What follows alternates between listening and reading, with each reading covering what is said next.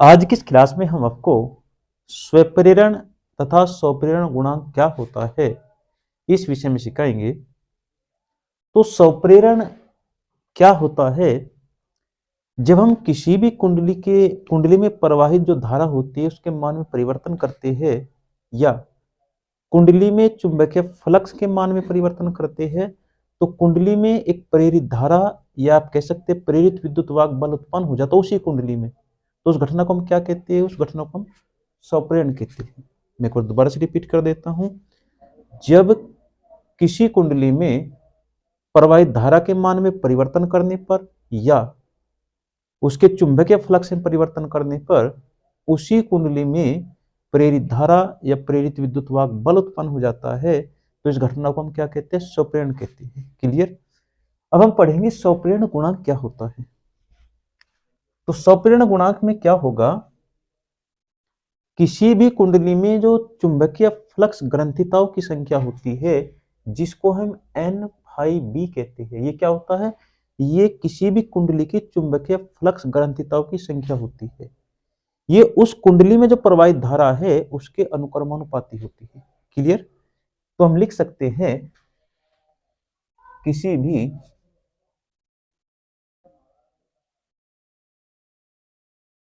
कुंडली में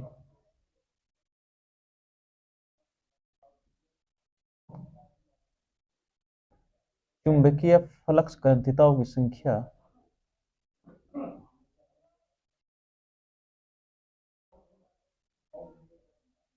चुंबकीय फ्लक्स ग्रंथिताओं की संख्या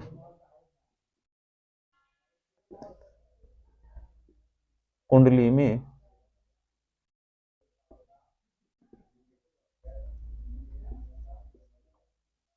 प्रवाहित धारा के अनुक्रमानुपाती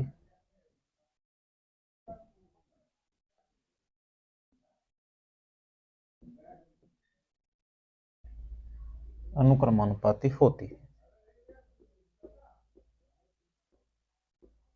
अर्थात इसको अगर हम संकेत रूप में लिखना चाहे, यहाँ पर जो चुंबकीय फ्लक्स ग्रंथिताओं की संख्या है उसको हम एन फाई बी से प्रदर्शित करते हैं।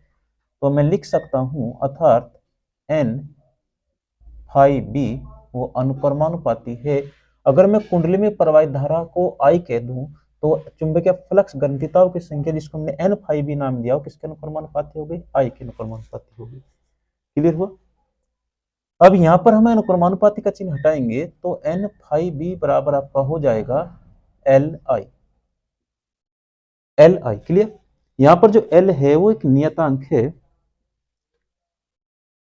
जहां पर एल एक नियतांक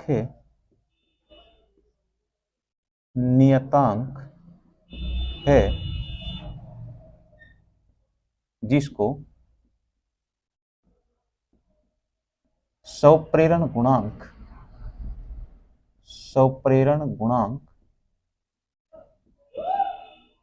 या इसको हम स्वप्रेरकत्व भी कहते हैं। स्वप्रेरकत्व कहते हैं।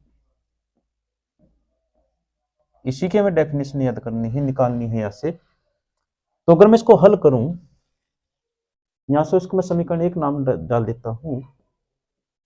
तो अगर मैं इसको हल करूं तो ये आई यहां से तो क्या हो जाएगा? एल इक्वल टू, यहां पर लिख देता हूं मैं समीकरण एक से जो एल है वो किसके बराबर हो जाएगा?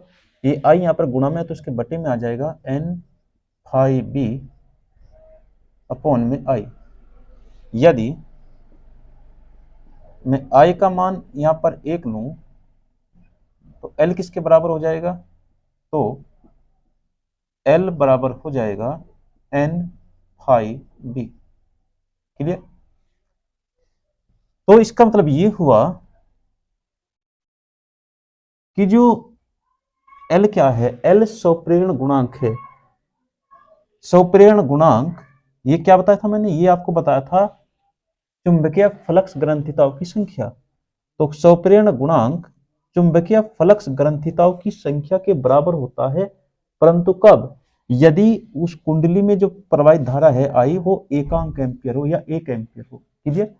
तो मैं लिख सकता हूं, अतः किसी कुंडली का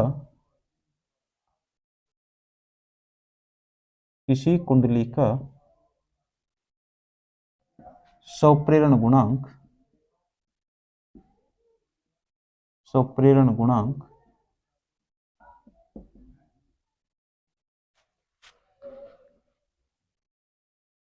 उस स्वप्रेरण गुणांक, ये क्या होता है?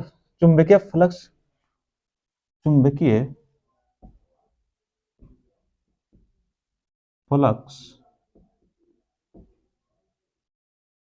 ग्रंथिताओं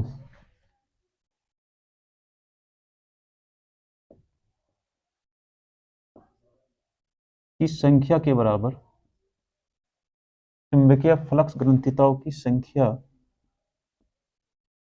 के बराबर होता है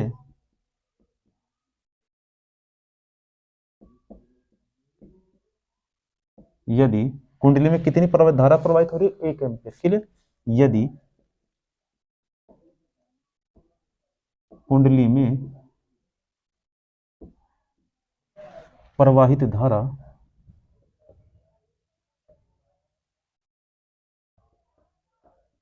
1 एम्पियर हो।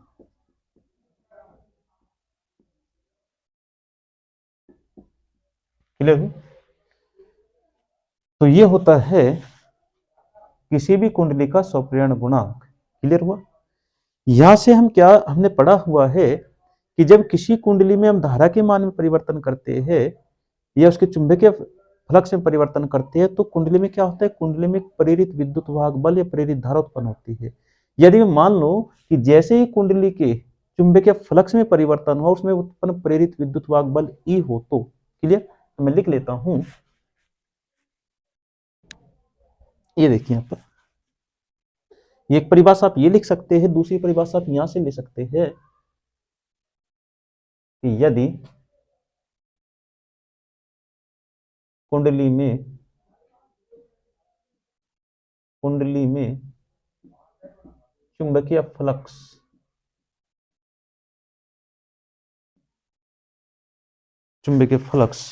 में परिवर्तन होने पर,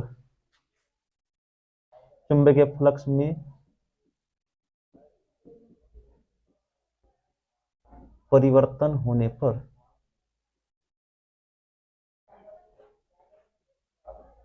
उत्पन्न प्रेरित विद्युत बल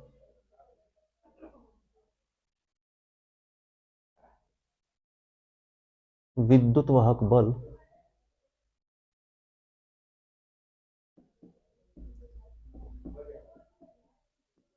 ई हो तो, जिसको हम ई कहते हैं, ई हो तो जो ई इक्वल होता है वो होता है आपका, तब ई जो बराबर हो जाएगा वो हो जाएगा minus N delta phi B upon delta T. यहां पर जो आपको ये माइनस दिख रहा है, ये माइनस क्या होता है कि जो प्रेरित विद्युत वाहक बल या प्रेरित धारा सदैव, उनकी जो दिशा होती है वो सदैव इस प्रकार होती है कि वो उसी का विरोध करते हैं जिसके कारण वो उत्पन्न होती है, और इसको हम लेंज का नियम कहते हैं। क्लियर? तो माइनस क्या करता है? माइनस जो प्रेरित विद्युत वाहक बल है ये अपनी दिशा में होने वाले परिवर्तन का विरोध करती है। क्लियर? अपने मान में होने वाले परिवर्तन का विरोध करेगी। अब यहां से हम इसको इस प्रकार से लिख सकते हैं, या ई बराबर माइनस, इसको मैं लिख लेता हूं डेल्टा, एन को अंदर ले जाइए, N phi B upon delta T. Clear? चलिए अब ये देखिए,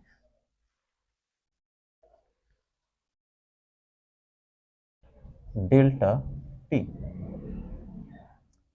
यहां से एन फाई बी जो चुंबकीय फ्लक्स ग्रंथिताओं की संख्या एन फाई बी, तो एन फाई बी की वैल्यू मैंने क्या निकाली है?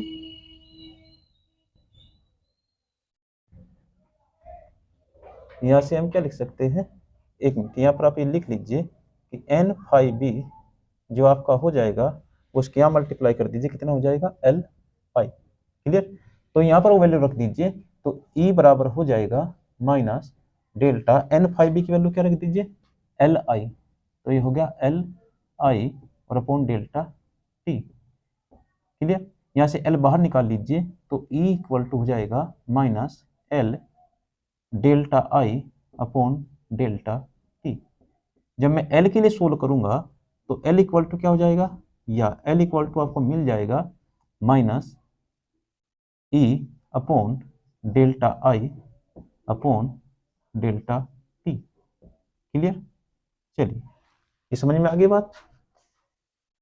अब ये देखिए, अगर मैं यहां पर डेल्टा आई अपॉन डेल्टा टी की वैल्यू, यदि डेल्टा आई अपॉन डेल्टा टी की वैल्यू, ये डेल्टा आई अपॉन डेल्टा टी का मान मैं 1 ले लूं तो एल इक्वल टू क्या हो जाएगा, माइनस के ई के। क्लियर?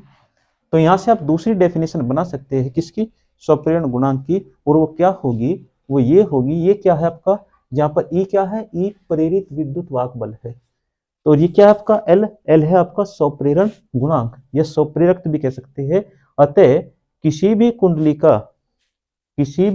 का जो स्वप्रेरण गुणांक होता है वो उस संख्यात्मक रूप से उस प्रेरित विद्युत वाहक बल के बराबर होता है, जबकि उस कुंडली में धारा परिवर्तन की दर, अपोन में टी है तो पर दर होगा, धारा परिवर्तन की दर कितनी हो, एकांक हो।